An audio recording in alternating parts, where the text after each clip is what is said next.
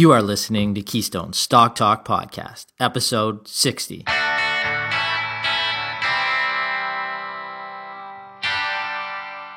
If this is your first time listening, then thanks for stopping by.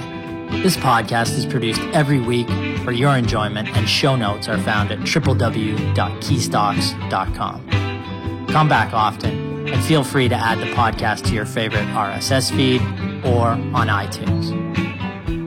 You can also follow us on Twitter at Keystocks and on Facebook or via our 24-hour streaming radio station, pennystocks.fm. And keep submitting your stocks via the usual social channels or at our website, keystocks.com, for our Your Stock Our Take segment.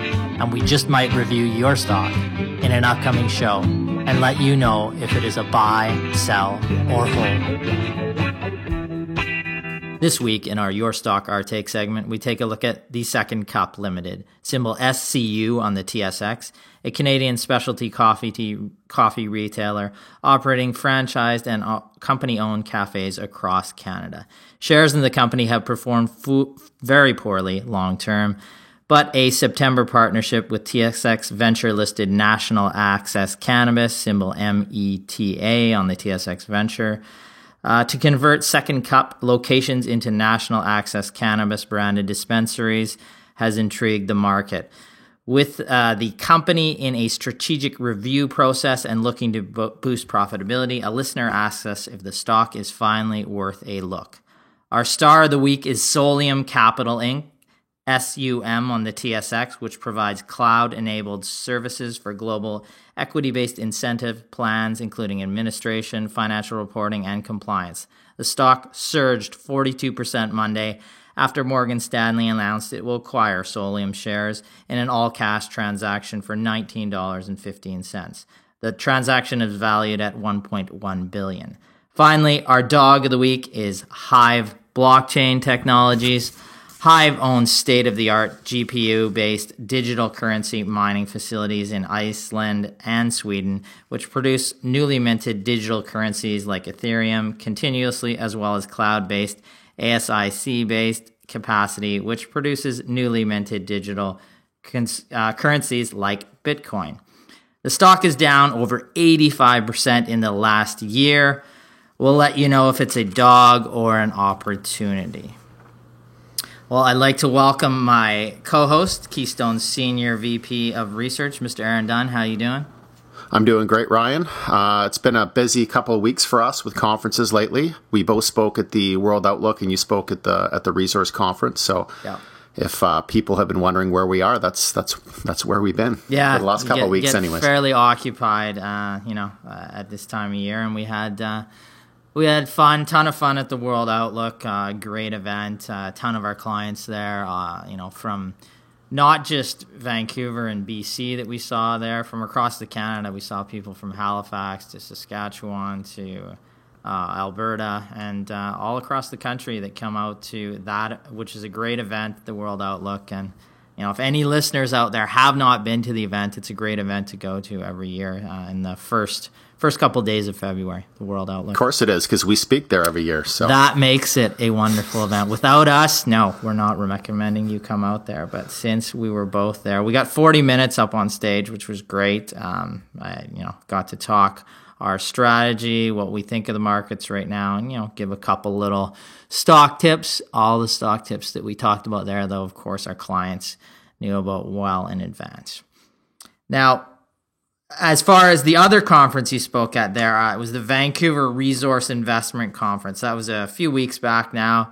It's the largest mining investment conference actually in the world. I spoke there this year. Now, I may not get asked to come back in 2020 after what I had to say, but I'm going to go into some of the things that I talked about there. And when I give talks at events like that, I believe it behooves me to be honest with the audience. And the point of this speech was essentially that the junior mining sector is a terrible place to try to make money long term. Now, there have been, there's some, individual stocks on there that have made money long term, but, and everybody has this story about some XYZ Mining Co. that their cousin's uncle's former roommate bought at 10 cents, and 10 minutes later it skyrocketed to $10 after they discovered the largest gold deposit ever on the seventh moon of Endor. Yes, we've all heard that story, and that hope that is out there sustains speculators in this segment. Now, I went to that event to extinguish that hope. Now, I could have gone on and on about the lack of cash flow in these companies, the industry itself, but I just looked at it plainly from an analytical perspective. I looked at the returns, and if the returns in this segment were good, if it was a great place to invest long term, then the returns in this segment should be great long term. It's very simple. So I used the TSX Venture Exchange as a proxy for the junior resource exploration sector. Why? Because 60% of the stocks, just under 60% of the exchange, belong to that segment. There's, as at the end of the year, there's about 1,707 listed issuers on the TSX Venture. 971 were in the mining segment. So it's a pretty good proxy for the performance of the junior mining sector, although I would say that the TSX Venture Exchange probably understates the poor performance of the mining sector, because there are some little gems on that exchange that do perform well. So let's look at how the Venture Exchange performed last year. Well, it was down 34.5%. Not a good performance at all. It was a weak year overall for stocks. So how did it perform against some of the larger exchanges in the world? Well, we compared it to the NASDAQ, which was down 3.9%, all the way down to the Shanghai, which was down 24.6%. The TSX Venture ranked last. Not, again, a tremendous underperformance by the exchange. But let's look back 3 years, because 1 year does not make a performance. So looking back 3 years and using the TSX as a proxy for the junior mining segment, 3 years back, the exchange is down 43%. Where is it from its highs in 2007, 2008? Well, it's down astonishingly 81%. Now, since inception, the TSX Venture is down around 40%. Again, this shows an astonishingly poor allocation of capital for the average company on this exchange. And again, the culprit in our minds is the losses, or is the composition of the exchange. Like I said, 57 to 60% of the issuers on this exchange are in the junior mining or exploration field. Most of these companies are really good at, three things. That would be raising capital from investors, lining their pockets would be number 2 with that capital, and number 3 would be losing it. We get it that the TSX Venture is somewhat flawed in that some of the better companies graduate and uplist to larger exchange, and their future success is not counted in the exchange's returns. But a disproportionately low amount comes from the junior mining exploration sector. I do not fault the exchange. It is its business to drive profitability. It is a public company itself. If a mining company meets its criteria for listing, it is able and willing to pay the ongoing fees, then it will be listed. I fault the construction of the Canadian financial industry, which has historically been composed of capital-raising brokerages who specialize in the resource sector and continue to raise billions for a sector that destroys capital at a disproportionately high rate. Yes, there are success stories, but for all the Wheaton precious metals of the world, there appears to be 200 to 300 XYZ mining corps who never produce a cent of revenue. What they're good at, again, I'll go over this again. Number 1, they raise capital, and they do it very well from investors out there. Number 2, they line their pockets with that capital. Number 3, the management teams lose it over time. And this is our cautionary tale, and our advice was just not to put investment dollars in that sector. And if you want to speculate, there's far better companies to speculate in and far better segments to speculate in. Aaron? But aside from all that, you love the junior resource market. Aside from all that, I find it just a tremendous everything place to else is invest. good. I mean, have I been? If you look at the model of junior resource, cash flow is not even a consideration. Very few companies even intend to go into production. Really, what the model is to build up an asset and then hopefully sell it. And there's such there's such a speculative foundation. I mean, it's just such a speculative way to do business, just building up an asset in the hopes that you can sell it one day if commodity prices and everything else turn to your favor, as opposed to, building an asset that you actually believe can generate cash flow for your business. So it's especially when it takes, 5-10 years minimum to get an asset to a point where anybody would actually want to buy it typically. So it's just the entire model of that industry just doesn't make sense to me from an investment perspective. Now, from a speculation perspective, akin to going to Vegas and gambling or playing the lotto, sure. But as a real investor, to me, it's always been cash flow is king. And there just isn't any cash flow. Look, and we don't want to say there aren't some great management teams out there in the sector that really are out there trying to find a deposit, bring that deposit to fruition, and create cash flow and create a business out of that. It's just and the way the industry in Canada has been composed now, we have a huge number of management teams that are essentially good at just raising capital and are opportunists. Moving from one hot metal to the next hot metal to whatever they believe can raise capital.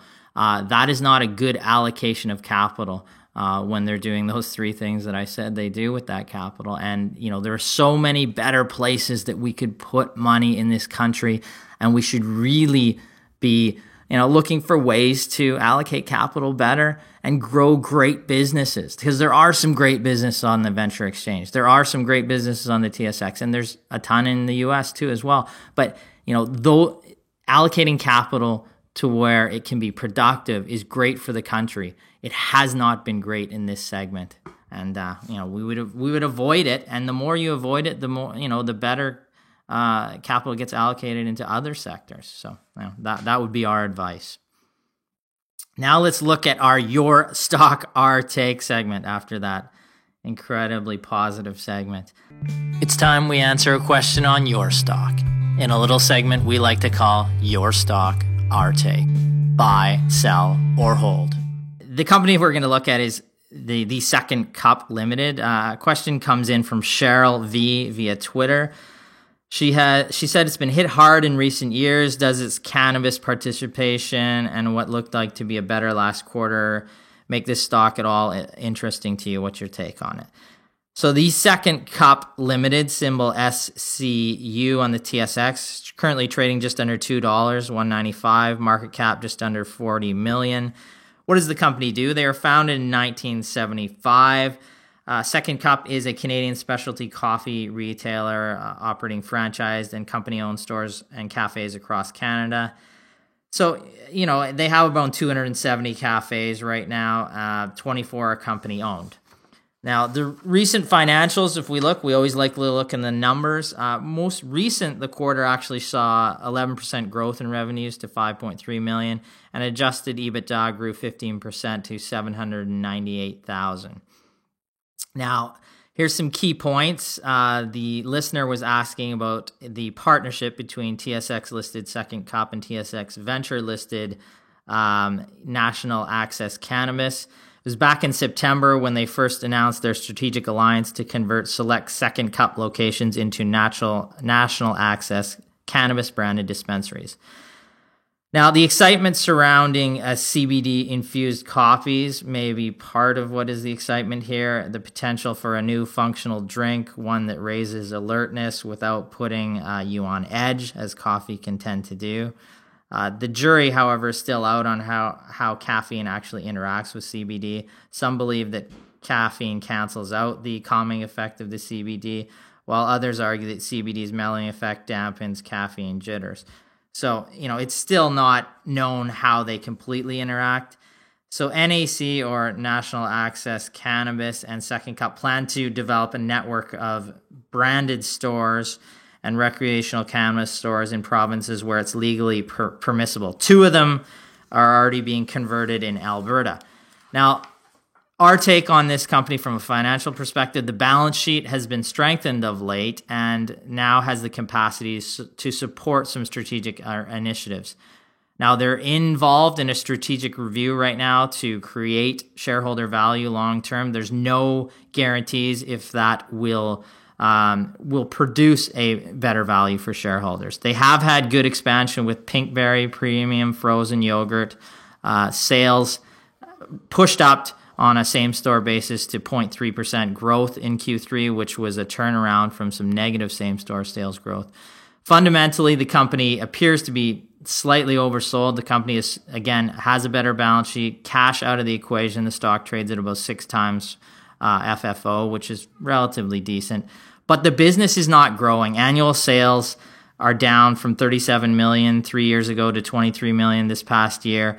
And while they were up in the last quarter, they're down year to date for the 9 months of this year. We'd monitor it. It has some interest right now, but it doesn't meet our fundamental criteria because of the lack of current revenue growth. If that upticks, as we saw from Q3, it may have some more interest to us. Yeah, it seems like the only thing that is really exciting about the company right now is the possibility that cannabis offers it. But we also have to remember that it is a very regulated space, the retail market. So several provinces are limiting the number of stores. Alberta, for instance, is limiting the number of cannabis retail operations that any one company can own. And in a place like BC, as far as I know, there's still only one. There's one shop in Kamloops, and there haven't been any licensed since legalization. So it's certainly looks like an opportunity for the company, but I wouldn't get too excited because there's obviously there's going to be competitors in the space and a lot of regulation to contend with as well. And I would look at it if the company continues to grow on what it did in the third quarter and has a good, solid, profitable business that's trading at a reasonable price, and you have a bonus of it potentially entering that segment to add a growth element, maybe that would be something to look at. But let's get a little further confirmation. But as Aaron said, the regulatory environment is certainly uncertain at this point. So let's look next at our weekly dog. I'm going to let Aaron take that away. I think it's Hive Blockchain. From our Stars and Dogs segment, it's time for this week's Dog.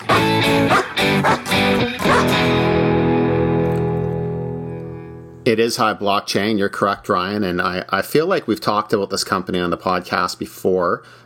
We've certainly talked about the company to our clients many times before. We did our last run of DIY seminars in the fall, where we went to about half a dozen cities across Canada, and cryptocurrency and blockchain was high up on the list, and we talked about Hive there. So essentially, this is a big dog, not over the last week, but over the last year. So it's actually up somewhat over the last week, down a few percentage points today. But as you said, Ryan, it's down about 80% over the last year, and it's actually down 92% from its high in just November of 2017. So as the name implies, Hive is a cryptocurrency blockchain company. More specifically, their main business is in the mining of cryptocurrency. So they were one of the most highly touted crypto stocks in the Canadian market going into last year. I think the company raised somewhere, if memory serves, around $200 million from investors. And for a period of time, their market cap was well north of $1 billion. So in Canada, I believe this would have been the biggest blockchain crypto company by market cap, certainly. Just in November of 2017, it had hit a high of over $5 per share, and now it's trading at just 40 cents. So looking at the Q2 results of this company, they do produce decent revenue. They made about $6.5 million in the quarter, which was down from the previous quarter. So they recently reported Q2, $6.5 million in revenue, down from about $10.5 million in Q1. But it's not profitable. In the quarter, it reported a net loss of $28 million. Most of that was non-cash charges associated with the impairment of assets and also the decline in the value of digital currencies that they hold. But even when you back out all of the non-cash, non-recurring charges, it was still a net loss of about $4 million for the quarter. So really what has happened to this company, it really has nothing to do with their financials. I mean, they do make decent revenue, but you would expect a company that has raised so much capital to be able to generate some revenue. What we would like to see is for these companies to be able to generate profitability. And so far, none of these blockchain crypto companies have generated anything resembling profitability. So we talked about the space, the crypto blockchain space was a big part of our DIY seminar in the fall. And the reason for that is because we're getting a lot of questions from investors, certainly coming into 2018 about crypto and blockchain. And is this a new way to invest? Are we stupid for not jumping into these stocks? And when you look at companies like Hive, their share prices were basically going parabolic going into 2018. And then that basically just came to a catastrophic stop. So really, it's the price of, in the case of a company like Hive Blockchain, it's the price of cryptocurrencies that have really worked against it. And with the prices of cryptocurrencies falling, that has basically taken all the wind out of the sails with respect to investor sentiment. So you just don't have investors hyped to invest in these companies, obviously. Bitcoin, for example, it had reached a price of over $20,000 per coin late in 2017, and today it's roughly around 3,700 US per coin. So major drop. And for a company like Hive, which is a mining company, this is catastrophic because they're making money. They're mining these cryptocurrencies, so they're part of the system. They're part of the network, providing a service. And for that, they're able to create new crypto coins. But if the price, if the value of these coins has gone down by 2/3 or 3/4 or more, then obviously that's going to mean a lot less money for these mining companies. And they invested a huge amount in infrastructure to do this mining. So really, what I want to focus on here is not necessarily any of the individual companies. What I want to focus on is looking at this as a case study of why it is important not just to follow the herd, not just to follow the fad of the week or the fad of the year. It can be absolutely catastrophic when you don't use your independent critical thinking skills before you invest. Because if you're only going after something like Bitcoin or another cryptocurrency, if you're only investing in that space because everybody else is, and everybody else is telling you that you should that you have to get into this because it's going to change the world and you're going to make all this money, that's the reason why you're doing it, but you don't actually understand the space, you don't actually have a good understanding of it, you're destined to lose money eventually. I believe that is inevitable. And, in many ways, this craze was similar to the .com bubble, although thankfully this bubble burst much quicker. But it was a very similar situation. And of course, .com, that bubble was fueled by the internet. And the internet was a very legitimate technology, obviously, as we've known since then. But that didn't mean that any company that put .com after their name automatically deserved $1 billion valuation. So you really have to think about these industries before you invest in them. And if something is really hyped and you're hearing from people that you have to get into it, that's probably a good sign that at some point in the near future it's about to pop. So in the case of Hive, we would continue to stay away from the company. We don't see any value in it right now. They would have to get profitable. They have to somehow demonstrate that they're going to be able to grow their revenues in spite of what's been happening with digital currencies over the last year, and they need to drive some of those dollars to the bottom line. So, Hive Blockchain is our dog of the week. Yeah, and I think, and we've talked about this lately at recent talks we've given, it married two of the things we don't like: an overhyped, overvalued sector with a business that people just don't understand. And when you don't understand what you're investing in, and there's a ton of hype around it, you marry those two concepts together and it can be catastrophic for your portfolio. And Hive and any of the blockchain related companies in this country serve as a cautionary tale over the past year, with their losses in excess of 85 to 90% on average.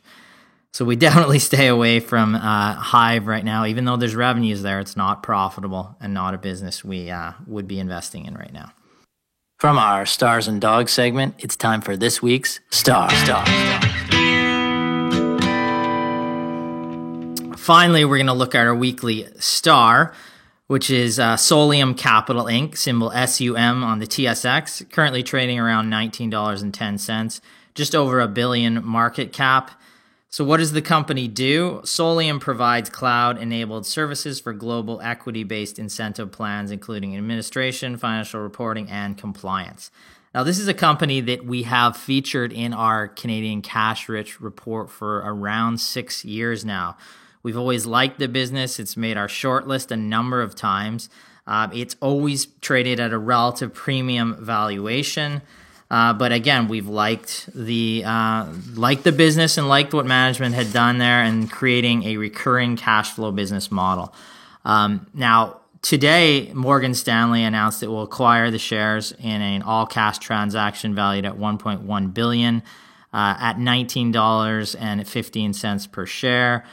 So 42.96% gain on the day so far. Now, again, our conclusion on this essentially is we like the business, we like the recurring nature. At the time of prior to the jump up in the share price, the company was actually already trading at relatively high valuations relative to cash flow.